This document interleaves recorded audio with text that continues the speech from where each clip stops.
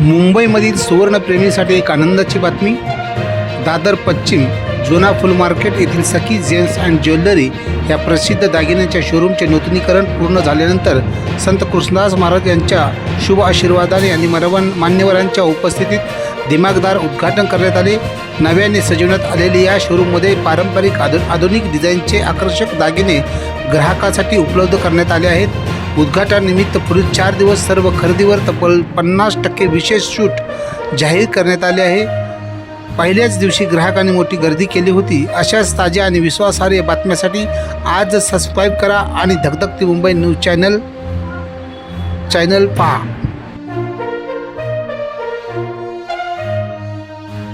Madam, आज आपल्या सखी शोरूमचं पुन्हा रिडेव्हलपमेंट पुन्हा सुरू होत आहे। आपल्या व्हरायटीबद्दल आणि आपल्या इथल्या ग्राहकासाठी काय अशा नवीन ह्या ठिकाणी वेगवेगळ्या वस्तू आहेत त्याबद्दल आपण आपल्याकडून जाणून घेऊ वाटतं।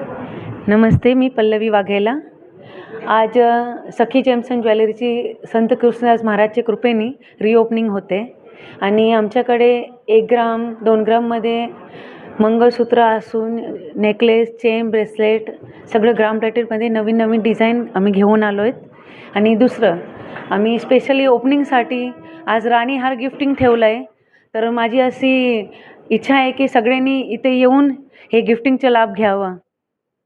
ग्राहकासाठी काय असं विशेष तुमच्याकडे आहे की ते त्याच्यावरती वरती एक रेल्वे स्टेशनवरती बॅनर समजा काही वस्तू एखादी वस्तू तुमची काहीतरी खरेदीवरती फ्री आहे, त्याबद्दल काय सांगा? आजपासून 4 दिवसापर्यंत आम्ही स्कीम ठेवली आहे की तुम्ही कुठचीही वस्तू घेत आहे तर तुम्हाला त्याच्यावर 50% सूट आहे। आणि प्लस आज बाबाच्या हस्ते जे ओपनिंग करणार आहे त्याच्यात प्रत्येक ग्राहकांना आम्ही ब्रेसलेट किंवा चेन गिफ्टिंगमध्ये देणार आहे। 9 ग्रहांबद्दल माहिती। सर्वात प्रथम येतं सूर्य, माणिके रत्न माणसाला रुबाबदार आणि आत्मसन्मान आणि मान प्रतिष्ठा देते। त्यानंतर येते चंद्र हे मातीचे कारक आहे। चंद्र हा ग्रह माणसाला ज्ञान देतो आणि बुद्धिमत्ता स्थिर ठेवतो।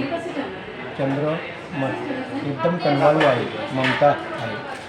त्यानंतर येतो बुध हा ग्रह माणसाला बुद्धिमत्ता देतो, व्यवसाय करायला ताकद देतो, माणसाची बुद्धी स्थिर ठेवायचा प्रयत्न करतो। त्यानंतर येतं गुरु महाराज म्हणजे गुरुशिवाय मोक्ष नाही। गुरुचा प्रश्न असा आहे की गुरुपासून माणसाला मोक्ष मिळतो। या व्यक्तीने गुरु करणं या जीवनामध्ये येऊन गुरु करणं फार महत्त्वाचं आहे। गुरुची महान प्रतिष्ठा आहे। 9 ग्रहांमध्ये गुरुला जास्त महत्त्व दिलं जातं। त्यानंतर येतो शुक्र हा ऐश्वर्याचा कारक आहे। शुक्रामुळे माणसाला ऐश्वर्य याची प्राप्ती होते। शुक्रापासून अचल संपत्ती मिळते। त्यानंतर येतो राहू माणसाला भ्रमित करतो। राहूला या कलियुगाचा राहू राजा आहे, तर राहूपासून सर्वांनी सावध राहायला पाहिजे।